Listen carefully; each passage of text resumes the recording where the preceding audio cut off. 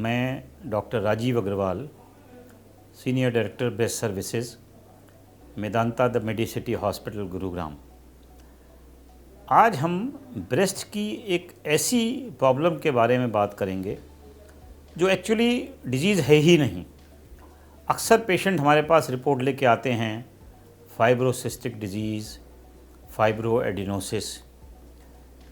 Actually fibrocystic disease या fibroadenosis कोई बहुत मेजर डिजीज़ ब्रेस्ट की है ही नहीं, और इसीलिए बहुत सारी किताबों ने इस टर्मिनोलॉजी को अबेंडन कर दिया है और वो कहते हैं fibrocystic changes in the breast. Because ये एक ऐसी समस्या है जिसको प्री मेनोपॉजल पेशेंट्स जिनके पीरियड्स एक्टिव हैं, एटलीस्ट 50% फीमेल्स अपनी लाइफ में किसी न किसी स्टेज पे फेस करते हैं।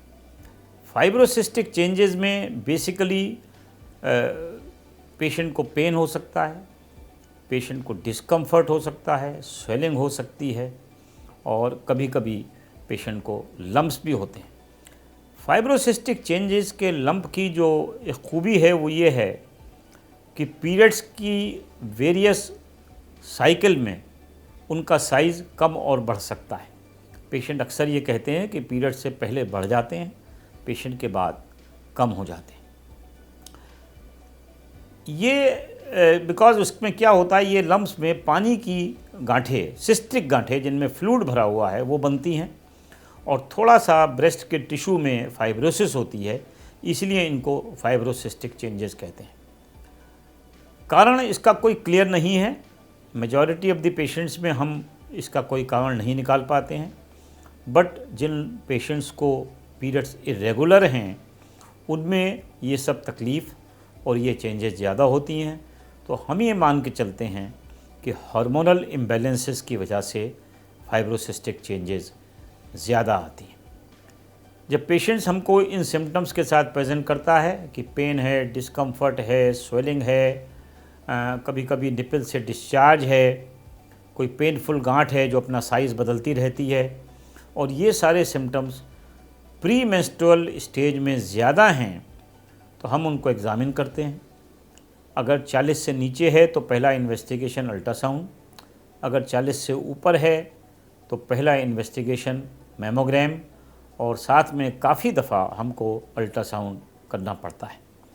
अगर ब्रेस्ट में और कोई एबनॉर्मेलिटी नहीं है, सिर्फ thin walled fluid filled cyst हैं या थोड़ी बहुत स्वेलिंग है, तो हमें पेशेंट को रीएश्योर करते हैं कि ये फाइब्रोसिस्टिक चेंजेस हैं और इनसे कोई घबराने की ज़रूरत नहीं है।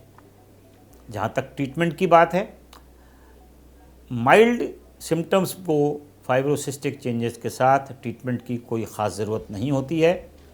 पेशेंट को रीएश्योर करना पड़ता है, थोड़ा सा हॉट फोमेंटेशन दे सकते हैं, थोड़ा सपोर्ट ब्रा पहनने की ज़रूरत होती है। अगर पेशेंट को सिम्टम्स मॉडरेट हैं तो हम उनको पेन किलर दे सकते हैं एज एंड व्हेन रिक्वायर्ड।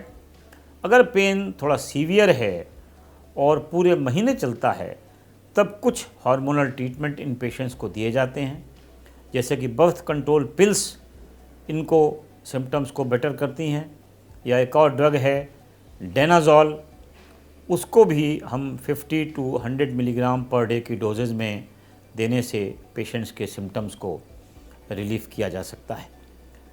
एक वर्ड ऑफ कॉशन ये है कि विदाउट एनी इन्वेस्टिगेशन सिंपली किसी भी पेशेंट को फाइब्रोएडिनोसिस या फाइब्रोसिस्टिक डिजीज़ या फाइब्रोसिस्टिक चेंजेस कह के नहीं छोड़ना चाहिए, क्योंकि अगर ब्रेस्ट में कोई और डाउटफुल एबनॉर्मेलिटी है इनके अलावा, तो उनकी टेस्ट करना चाहिए, ज़रूरत हो तो उसकी बायोप्सी करना चाहिए, एंड फॉल्स रीएश्योरेंस पेशेंट को नहीं देना चाहिए। बट अगर प्योर फाइब्रोसिस्टिक चेंजेस हैं तो उनसे कोई घबराने की ज़रूरत नहीं है। इनको हम समटाइम्स ये भी कहते हैं कि exaggeration of the normal physiological phenomena, so there is no need to panic. But कोई भी सिम्टम इस तरह का हो तो अपने डॉक्टर से सलाह लें और उसको प्रॉपरली डायग्नोज करें। धन्यवाद।